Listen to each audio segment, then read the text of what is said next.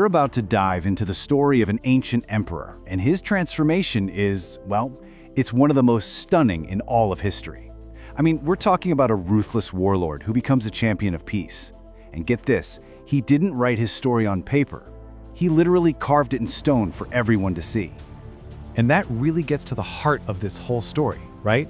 It makes you question everything we think we know about power, remorse, and what it actually means to be a leader.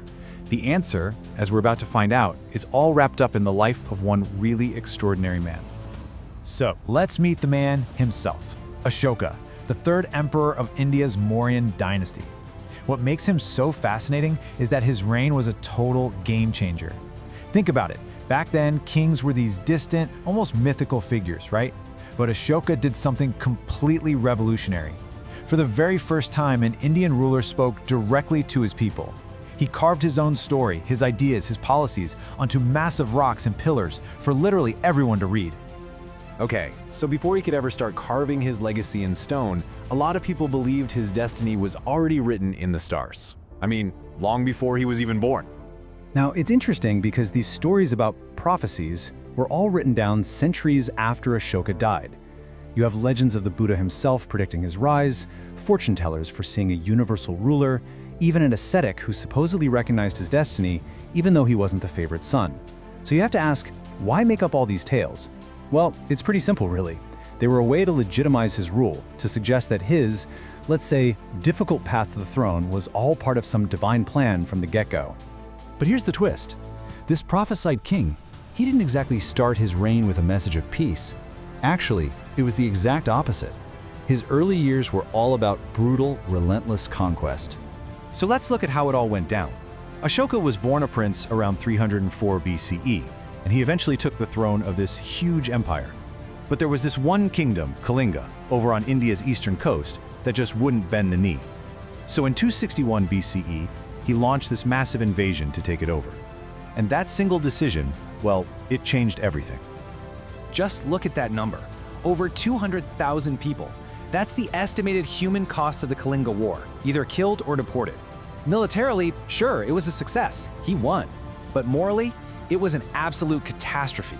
The scale of the devastation was just unimaginable. And this, right here, is where the whole story completely flips. Standing there, faced with the horrific aftermath of his own ambition, the victorious emperor wasn't filled with pride. No, he was overcome by this crushing sense of remorse. The sheer horror of that war triggered this incredibly profound transformation, both personally and politically. The man who was once Ashoka, the ruthless conqueror, he completely renounced violence. He embraced a totally new path. He decided he was done being a king of war. He was going to be a king of peace. And this really shows you the before and after of his entire philosophy. Before, it was all about ruling by the sword. After, it was all about dharma. Now, dharma wasn't just some personal moral code for him. No, it was a whole new vision for public life, one based on nonviolence, taking care of your people, and being tolerant of different religions. So, instead of just grabbing more land, he started focusing on public welfare. He decided to rule through morality, not just military might. So, okay, great idea, right? But how do you get this radical new message out to an entire subcontinent? I mean, we're talking about a massive empire. Well, he basically invented a new form of mass communication, one that would literally stand the test of time. His approach was something no one had ever done before. I mean, this was a historical daybreak. Ashoka started carving everything, his policies, his beliefs, even his personal thoughts, onto massive rocks and pillars all across his empire. Think about that.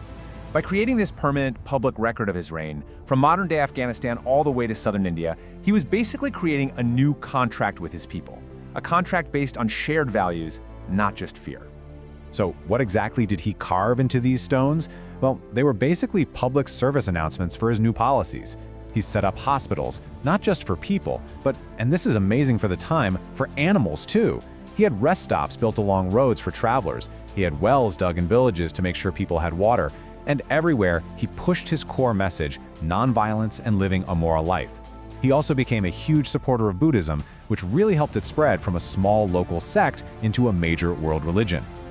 And Ashoka's influence didn't just fade away with his empire, not at all. In fact, his legacy is literally woven into the fabric of a modern nation more than 2,000 years later. Just take a look at the center of India's national flag. See that wheel? That's the Ashoka chakra, the wheel of Dharma. And it was taken directly from the tops of Ashoka's pillars.